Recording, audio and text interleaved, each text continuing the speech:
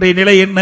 அடுத்த ஆண்டு தேர்தல் வர இருக்குது. ஆக மாணவர்கள் இளைஞர்களுடைய கோபத்துக்கு ஆளாகிவிட்டது இந்த அரசாங்கம். இந்த மாணவர்கள் இளைஞர்களுடைய வாக்குகள் அவருக்கு தேவை. இன்னைக்கு மாணவர்கள் இளைஞருடைய செல்வாக்கை இந்த அரசு இழந்து விட்டது. மாணவர்களுக்கு கிடைக்க வேண்டிய நல்ல பலன்கள் எல்லாம் இந்த அரசாங்கம் முடக்கிவிட்டது. அதனால் அந்த கோபத்தை தணிக்கின்ற விதமாக அடுத்த ஆண்டு நடைபெற்ற சட்டமன்ற பொதுத் தேர்தலில் இந்த மாணவர்களுடைய வாக்கு தேவை. ஏன்னா ஓட்டு போடுகின்ற வயது, ஓட்டு போடக்கூடிய வயது கல்லூரி படிக்கின்ற மாணவர்களுக்கு தான். அந்த முன்னிட்டு தான் இப்ப 10 லட்சம் பேர் கொடுப்பதா அறிவிச்சிருக்கிறாங்க.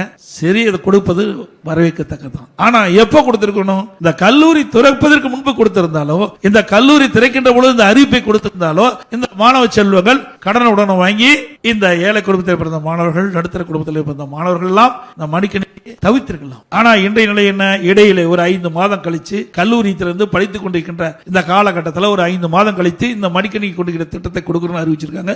இன்னும் கொடுத்த மாதிரி இல்ல, அறிவிச்சிருக்கிறாங்க. கொள்முதல் செய்வதாக பத்திரிகை செய்தி. இப்ப கொடுக்கறதுனால எந்த பலனும் ஏற்பட போவதில்லை. ஏன்னா அவர்கள் ஏற்கனவே மடிக்கணி வாங்கிட்டாங்க.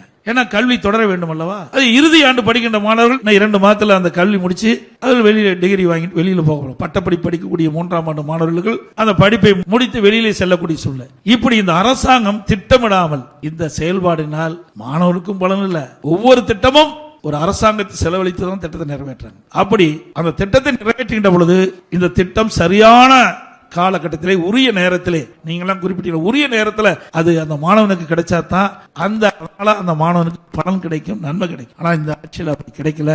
அதோட நீங்க எல்லாம் பல கருத்துக்களை சொன்னீங்க. இன்றைக்கு ஒரு குடும்ப சூழ்நிலை, அந்த மடிக்கணினி கிடைக்காத காரணத்தினால எந்த அளவுக்கு பாதிக்கப்பட்டோம், மடிக்கணினி கிடைக்கப்பட்டவர்கள் எந்த அளவுக்கு இதனால பயன் கிடைத்தது, நன்மை கிடைத்தது என்ற வார்த்தைலாம் சொன்னீங்க. இதுதான் அதிமுக ஆட்சி.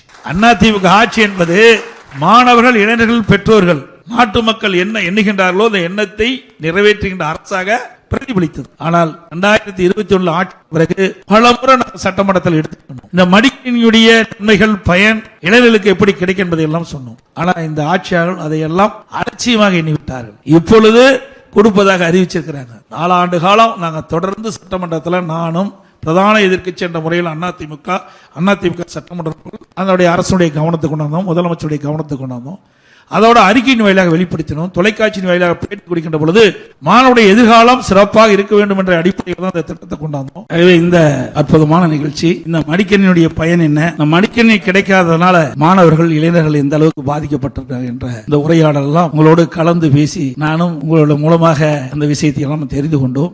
இதையெல்லாம் அம்மாவர்கள் அறிந்த காரணத்தினால்தான் இப்படி தமிழகத்தில் இருக்கின்ற மாணவர் அறிவுபூர்வமான மாணவர்களாக உருவாக்க வேண்டும், தரமான கல்வி மாணவர்களுக்கு கிடைக்க வேண்டும், அது உலகத்தரத்திற்கு ஏற்ற கல்வி, விஞ்ஞான கல்வி கிடைக்க வேண்டும். ஏன்னா இன்னைக்கு விஞ்ஞான உலகம், இந்த விஞ்ஞான உலகத்திற்கு தகுந்தவாறு நம்முடைய மாணவர்களை மாற்றம் தேவை என்ற அடிப்படையில் தான் இந்த மடிக்கணி திட்டத்தையே அம்மாவர்கள் அறிமுகம் செஞ்சாங்க. இந்தியாவில் எந்த மாநிலத்திலும் இந்த திட்டம் கொண்டு வரல.